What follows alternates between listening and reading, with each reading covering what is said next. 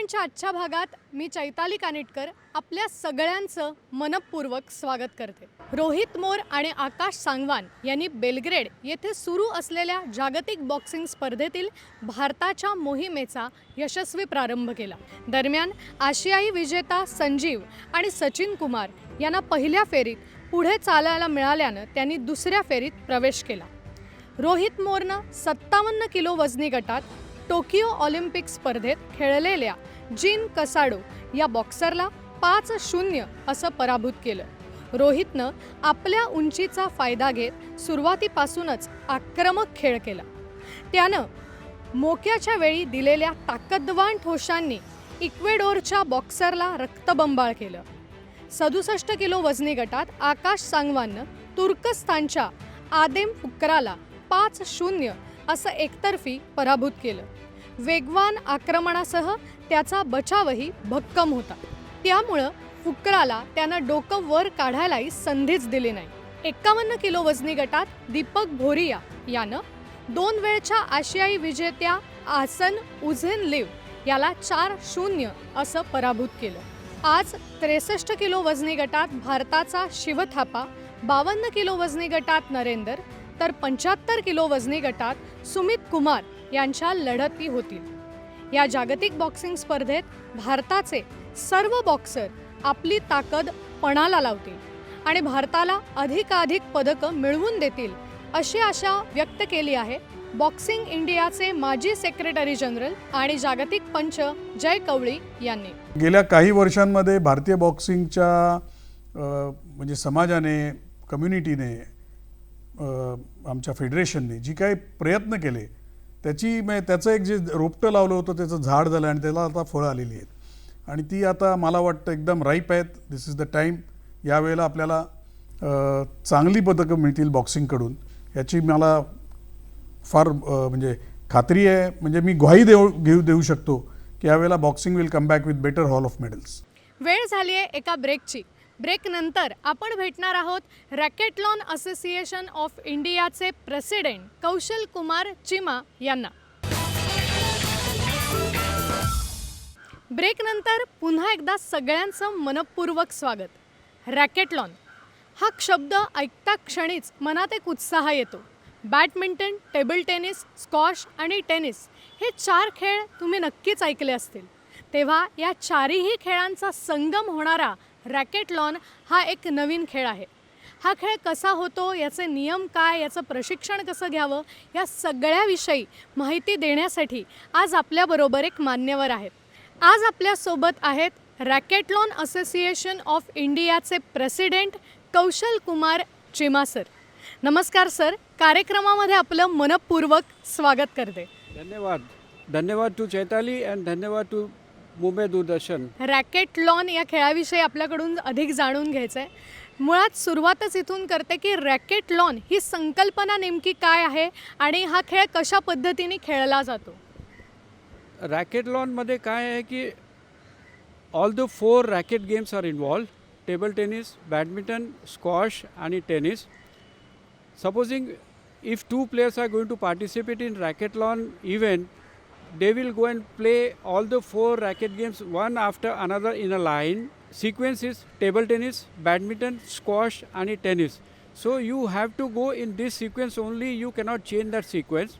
And each game is played of 21 points.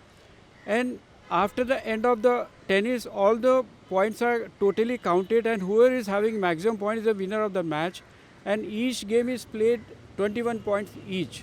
And then all the rules, regulations are formed by our global body known as Federation International Racquetball, which is from Switzerland headquarters. So this is how racquetball is played.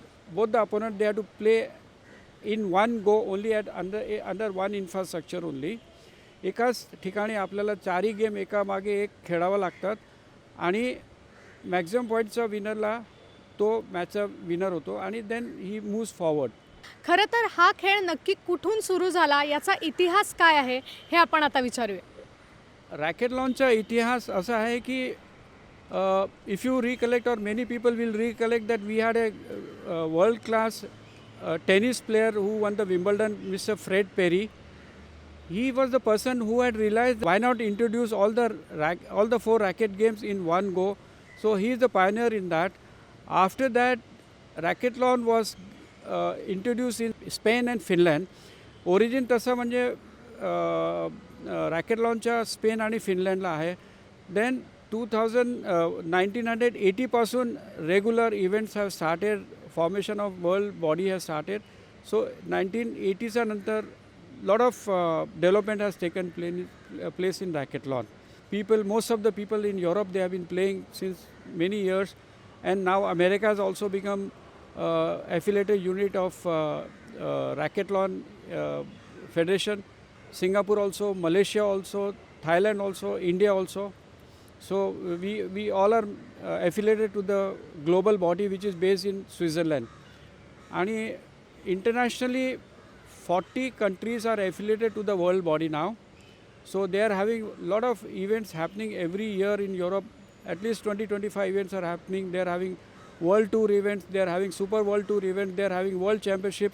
So a lot of events are happening. It's solely now my responsibility is to make it popular in India and take it forward and get the maximum people involved and participate, because I am very confident Indians are meant to go international in racquethlon in near future. I am very confident with that, and my survey says that scientifically we have proved that we got the affiliation in 2017 from the world body. Since then we have been working. You will be surprised, 2018 मध्ये we took 2 members team to Zurich, Switzerland. Mr. Ashutosh Pednekar, who is our Indian naval officer, he won the 40 plus world championship. Then Mr. Krishna Kotak, who is the chairman of J.M. Bakshi Group, who is the founder of this racquethlon association in India, he also participated and he got 14th position in the age category of his 50. Then after that, 2019, we took our Indian team, 14 members Indian team I took to Germany. You will be surprised to know that there one of our individual in category, one of the player has won the gold medal in singles. Another army officer who participated, Varinder Singh, he got the silver medal in one of the open category. Then our Indian team got C level world championship with us. So that has given me a lot of encouragement, lot of hope that you see Indians can do it. In the first attempt only, we have been winning the world championship. You all will be surprised that just few days back and this last Sunday, we had the world championship singles final concluded in Zurich. In that event, one of our Adarsh Vikram player who is from India, he is based in Germany now. He has participated in the elite category, which is one of the toughest category. He has reached the quarterfinals. He is the first Indian and Asian player to reach the quarterfinal stage in this World Championship, and I am very hopeful that in coming years he is going to be one of the best in the elite world also. Then one of our Indian officer, Mr. Varinder Singh, participated in the same World Championship where the finals took place on Sunday. He has won. He participated in 3 categories in age category, +40, +45 आणि amateur C singles category. मला हे विचारावंसं वाटतं की भारतात रॅकेटलॉनची स्पर्धा कधी झाली होती आणि त्या संदर्भात सरांकडून काय आपल्याला माहिती मिळते? फर्स्ट इव्हेंट आम्ही 2019 मध्ये गुजरात अहमदाबादमध्ये केली होती. In that so many entries came that we had to close the entries. म्हणजे इतक्या लोकांनी पार्टिसिपेट केलं त्या टुर्नामेंटमध्ये अहमदाबादमध्ये. They came forward in the first open racquethlon event that virtually we had to refuse the entries because there was so much enthusiasm with the youngsters, with the elders, with the children, with the ladies that they all wanted to participate. तर त्यावेळी the tournament became very successful. After that त्याच्यानंतर world championship झाली Switzerland. we participated there also. त्याच्यानंतर 2019ला जर्मनीला पण जे world championship झाली, there also we perform very well. नाव recently held few days back world championship तिथे पण आम्ही चांगलंच परफॉर्मन्स केलं आणि we are very happy with the progress of our racquetball players and Indian players participating. They are tremendously gifted by nature and they have great fighting qualities. आणि आपले Indian खेळाडूंना they are very fit आणि they really they like lot of challenges. खरं तर या खेळाचा प्रचार आणि प्रसार तितकासा झालेला नाही आहे. रॅकेटलॉन हे सगळ्यांपर्यंत पोहोचण्यासाठी नक्की रॅकेटलॉन असोसिएशन ऑफ इंडिया काय काय काम करते किंवा सरांचं काय उद्दिष्ट आहे, ध्येय आहे, आपण त्यांना विचारूया. गोवा रॅकेटलॉन असोसिएशन फॉर्म केलं आहे, गुजरात रॅकेटलॉन असोसिएशन फॉर्म केलं आहे आणि राजस्थान रॅकेटलॉन असोसिएशन फॉर्म केलं आहे, Delhi association racketlon we are form केलं आहे आणि Maharashtra association also is there where we are looking after. आणि in near future we are going ahead with Tamil Nadu racketlon association formation. त्यानंतर केरलामधून already people have been asking us to form the Kerala racketlon association. So all the state association they are coming forward. म्हणजे माझं असं म्हणणं आहे की प्रचार already आम्ही करतो आहे त्याचा आणि प्रचार पुष्कळ होतं आहे आणि पुष्कळ ठिकाणी स्टेट्समध्ये लोकांना कळलं आहे. आणि मुख्य म्हणजे आम्ही सोशल मीडियाला खूप जोर देतो आहे. Social media reaches very quickly fast सगळ्यांच्या प्लेयर्समध्ये आणि आम्ही आमच्या रॅकेटलॉन प्लेयर्सची एक चेन निर्माण केली. आमचे रजिस्टर प्लेयर म्हणा आणि ज्यांना रॅकेटलॉनमध्ये इंटरेस्ट आणि त्यांना त्याबद्दल विचारायचं तर ते त्यासाठी आम्ही आमची रॅकेटलॉन असोसिएशन इंडियाने वेबसाईट पण क्रिएट केलेली आहे आणि सोशल मीडियामध्ये आम्ही आमची चेन व्हॉट्सअपमध्ये क्रिएट केलेली आहे. त्याच्यात सगळं information immediately it goes to hundreds of people. Already I think व्हॉट्सअपमध्ये पण आमचे 200-300 लोक ऑलरेडी आहेत. रजिस्टर्ड प्लेयर रॅकेटलॉन असोसिएशनमध्ये दोज प्लेईंग 300-400 आहेत आता. आणि आमचं जसे इव्हेंट झाले की each event can you believe will be jumping 200 players registration. Racketlon या खेळाविषयी खूप छान माहिती सरांनी आपल्याला दिली. काहीच दिवसात कदाचित हा खेळ उदयोन्मुख होणार आहे, पुढे येणार आहे. त्याबद्दल कार्यक्रमात माहिती दिल्याबद्दल मी सरांचे मनपूर्वक आभार मानते. चैताली तुम्हाला धन्यवाद आणि मुंबई दूरदर्शनला धन्यवाद कारण तुम्ही आम्हाला अपॉर्च्युनिटी दिली या रॅकेटलॉनबद्दल बोलायची आणि या रॅकेटलॉन सब्जेक्टला पुढे न्यायची आणि अपॉर्च्युनिटी आल्यानंतर we are really thankful to all of you आणि this is encouraging us to go in a big way. Thank you very much everybody. Thank you very much. वेळ झाली आहे एका ब्रेकची. ब्रेकनंतर आपण भेटणार आहोत मुंबई क्रिकेट असोसिएशनचे जनरल सेक्रेटरी संजय नाईक यांना. ब्रेकनंतर कार्यक्रमात आपल्या सगळ्यांचं पुन्हा एकदा स्वागत. खेळ कुठलाही असू दे, खेळात रोमांच आहे, मनोरंजन आहे, खेळाडूचं कौशल्यसुद्धा आहे. खेळात वैयक्तिक आणि सांघिक असे 2 गट असतात. त्यापैकी क्रिकेट हा खेळ सांघिक तत्वावरती अवलंबून आहे. सगळ्या खेळाडूंचं कौशल्य याच्यामध्ये पणाला लागतं. क्रिकेटच्या वेगवेगळ्या स्पर्धा होतात, तर त्याचबद्दल माहिती देण्यासाठी आज आपल्यासोबत आहेत मुंबई क्रिकेट असोसिएशनचे जनरल सेक्रेटरी संजय नाईक. कार्यक्रमात मी संजय नाईक यांचं मनपूर्वक स्वागत करते. नमस्कार. नमस्कार. नमस्कार. सर, मनात पहिल्यांदाच एक प्रश्न आहे की आत्ताच दुबई इथे T20 ही स्पर्धा क्रिकेटची सुरू आहे आणि याच्यात भारताला मात्र पहिल्यांदाच सपशेल माघार पत्करावी लागली आहे पाकिस्तानसमोर. पाकिस्तानची टीम दिवसेंदिवस चांगली कामगिरी करते, तर याविषयी सर आपलं काय मत आहे? बेसिकली पाकिस्तान टीमचं अभिनंदन, कारण त्या दिवशी ते आपल्या टीमपेक्षा फार सुंदर खेळले आणि it's one of the day. म्हणजे T20 हा कोणाचाही गेम असतो, ॲट गिवन टाईम कोणी कोणालाही डिफीट करू शकतं. पण ज्या पद्धतीने पाकिस्तानने भारताला डिफीट केलं तर त्या दिवशी ते आपल्यापेक्षा सुपिरियर होते. But India will come back strongly. आता इंडियाला सगळे गेम जिंकायला पाहिजेत, कारण पाकिस्तान पुन्हा जिंकली आहे दुसरा गेम न्यूझीलंडच्या विरोधात. पण माझी अशी खात्री आहे की India will come back strongly आणि आपण कदाचित पाकिस्तानला भेटू फायनलला. खूप चांगला विश्वास भारतीय क्रिकेट टीमविषयी सरांनी व्यक्त केला आहे आणि खरंच अशी आशा आहे की कदाचित फायनलला आपण समोरासमोर येऊ. सर, मुश्ताक अली स्पर्धा आता येऊन ठेपली आहे आणि आपली टीम तिथे जाते आहे, तर आपली त्या स्पर्धेविषयी कितपत तयारी आहे? तयारी पूर्ण आहे. आपली टीम सगळे सिनियर 2-2.5 महिन्यापासून सराव चालू आहे. आपली टीम ओमानला जाऊन T20 ओमानच्या विरोधात आपण जिंकून आलेलो आहे. त्यामुळे आपली टीम फुल चांगल्या शेपमध्ये आहे. त्यांचं फिटनेस अतिशय चांगलं आहे. त्यांची प्रॅक्टिस अतिशय चालू आहे. प्रॅक्टिस मॅचेस पण खेळत आहेत. आणि माझा असा विश्वास आहे की ह्यावेळेस नक्की आपण मुश्ताक अलीच्या टायटल क्लॅशसाठी पुढे रनरअप म्हणून आहोत. म्हणजे आपण एक्सपेक्ट करतात सगळे असोसिएशन की मुंबई माईट विन दिस टाईम.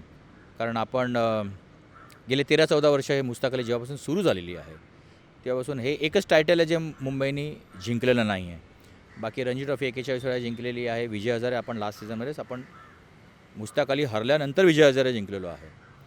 तर ह्यावेळी जसा एक्सपेक्टेशन आहे, म्हणजे माझं पर्सनल एक्सपेक्टेशन पण आहे की आपण ही ट्रॉफी मारायला पाहिजे. यावेळेला खरंच कदाचित आपण ही स्पर्धा जिंकू अशी एक आशा आम्हालासुद्धा आहे.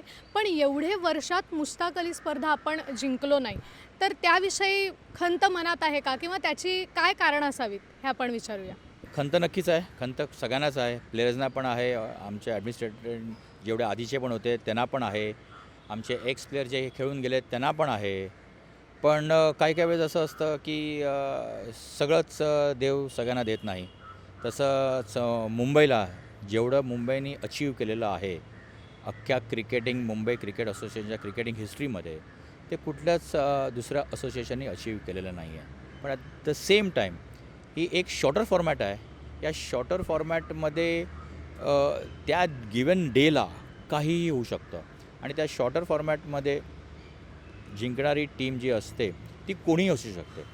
पण नेव्हरदलेस आम्ही एक्सपेक्ट करतो आहे ॲटलिस्ट ह्या वर्षी विजय हजारे जिंकून आल्यानंतर आणि एवढा चांगला फिटनेस आणि एवढा चांगला सराव मुंबईचा चालू असताना माझा असा विश्वास आहे की ह्यावेळेस कदाचित मुंबई ते तोडेल. जसं पाकिस्ताननी वर्ल्ड कपमध्ये इंडियाला मारून एक हिस्ट्री ब्रेक केली आहे, तसंच आपण म्हणजे टायटल जिंकून 13-14 वर्षाचा जो हिस्ट्रीचा आपला आहे की आपण जिंकलो नाही आहे ते जिंकून घेऊन येऊ.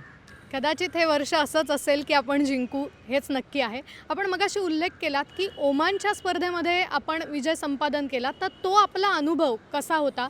ओमानचा कसा एक्सपिरियन्स आहे?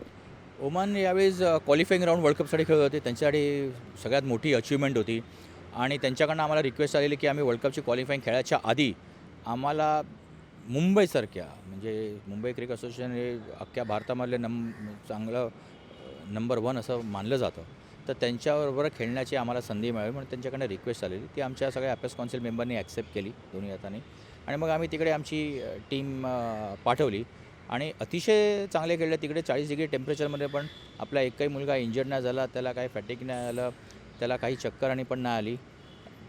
सो आपले फिटनेस लेवल अतिशय सुंदर होतं, ते पण बघायला मिळालं आणि मुलं अतिशय चांगली खेळली आणि आपण ती सिरीज पण जिंकून आलो. अगदी प्रतिकूल वातावरणात सुद्धा आपण मात्र अनुकूल होतो, हे आत्ताच आपल्याला सरांनी सांगितलं. त्याचबरोबर विजय हजारे ट्रॉफी पण आपण जिंकलेली आहे, तर त्यासाठी आपण 19-20मध्ये कशी काय मेहनत घेतली होती हे आपण आता विचारूया. आता असं आहे, त्याच्या मेहनतीच्या मागे कोच, सपोर्ट स्टाफ आणि मेन इज प्लेयर्स ह्या कोविडमुळे जरा जो माइंड सेटअप होता तो लो होता. पण ॲट द सेम टाईम त्याच्या आधीच IPL पण झाली होती, त्याची पण थोडीशी मदत झाली आणि जेवढा पण सराव करायला वेळ मिळाला सगळ्यांनी आपापल्या परीने आपापल्या घरी किंवा आपल्या ॲटमॉस्फिअरमध्ये प्रॅक्टिस केली होती. त्याचा सगळ्याचा रिझल्ट एकत्र आणि टीम युनिट आणि एक होतं ॲग्रेसिव्ह प्ले आणि नवीनच कोच होते आपले रमेश पवार, त्यांनी सगळ्यांना एकत्र पण घेऊन आले आणि त्याचा रिझल्ट बघायला मिळाला की आपण ट्रॉफी जिंकून आलो.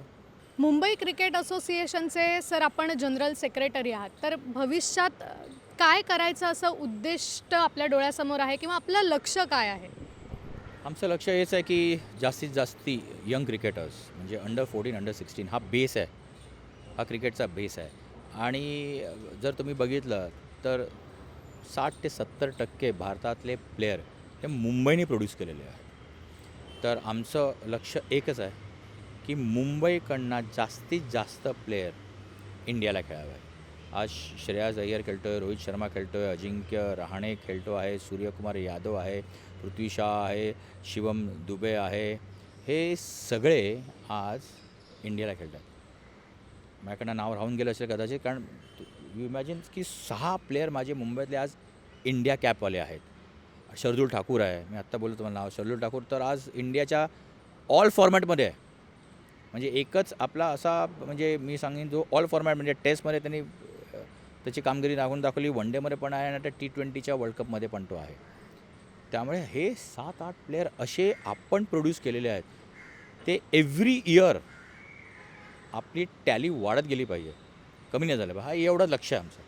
गेल्या वर्षी कोविड परिस्थितीमुळे रणजी ट्रॉफी स्पर्धा घेणं शक्य झालं नाही, परंतु आता डिसेंबरमध्ये या स्पर्धेला पुन्हा एकदा सुरुवात होते. तर त्या अनुषंगाने आपली तयारी कशी असली पाहिजे किंवा कशी आहे हे आपण विचारूया. रणजी फॉर्मॅट म्हणजे मुंबईच्या फार जवळचा फॉर्मॅट आहे आणि मुंबई नेहमी बघत असतो की बाबा आम्हाला रणजी खेळायला मिळेल. कोविडमुळे रणजी नाही झाली, पण ह्यावर्षी BCCIने सगळे फॉर्मॅट ठेवले आहेत. अभिनंदन BCCIचं आणि थँक्यू की सगळ्या असोसिएशनला त्यांनी प्लॅटफॉर्म दिला. तर आमचं प्लॅनिंग असं आहे की T20च्या आधी एक डोमेस्टिक T20 व्हावी, ती आम्ही करतो आहे. नंतर वन डेच्या आधी एक वन डे व्हावी, ती आम्ही करतो आहे. आणि रणजीच्या आधी लॉंगर फॉर्मॅटची टुर्नामेंट व्हावी, 2 दिवसाच्या टुर्नामेंट, ते आम्ही करतो. तर त्याच्यामुळे काय होतं की आमच्या प्लेयरना त्याचे प्रॅक्टिस मिळते, त्या फॉर्मॅटची प्रॅक्टिस मिळते. आणि यावर्षी आपण ठरवलं की ज्या बॉलनी जी टुर्नामेंट खेळली जाते BCCIने, त्याच बॉलनी हे टुर्नामेंट इकडे डोमेस्टिकली पण खेळावी. हेच आम्ही सगळे चेंजेस आणलेले आहेत. त्यामुळे we are also looking forward for that Ranji trophy event. आणि तो सगळ्यात मोठा इव्हेंट आहे. म्हणजे it's like playing taste.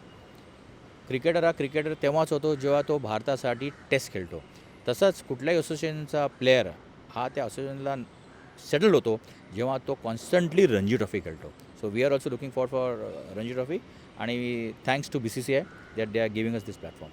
Sir, आपली इच्छा पूर्ण होवो यासाठी आम्हीसुद्धा तुम्हाला खूप मनपूर्वक शुभेच्छा देतो. आपण वेळात वेळ काढून इथे आलात आणि आम्हाला इतकं छान मार्गदर्शन केलं, कमी शब्दात खूप छान माहिती दिलीत. याबद्दल कार्यक्रमामध्ये मी आपले मनपूर्वक आभार मानते. थँक्यू व्हेरी मच मला संधी दिल्याबद्दल. आणि पुन्हा केव्हाही संधी मिळेल मी इकडे यायला तयार आहे. थँक्यू. आजच्या भागात आपण रॅकेटलॉन या नवीन स्पोर्ट ॲक्टिव्हिटीविषयी माहिती घेतली. तसंच आता क्रिकेटच्या ज्या स्पर्धा हळूहळू पुढे येणार आहेत त्याविषयीसुद्धा आपल्याला संजय सरांनी खूप छान मार्गदर्शन केलं. सगळ्या स्पर्धा आपण जिंकणार आहोत आणि त्यासाठी आपण सराव असाच सुरू ठेवणार आहोत. तेव्हा मेहनत करत राहा, हा संदेशही आपल्याला दोन्ही तज्ज्ञांकडून मिळालेला आहे. असा होता आजचा आपला क्रीडांगणचा भाग. आत्ता इथेच थांबायची वेळ झाली आहे. भेटूया पुढच्या भागात. तोपर्यंत धन्यवाद.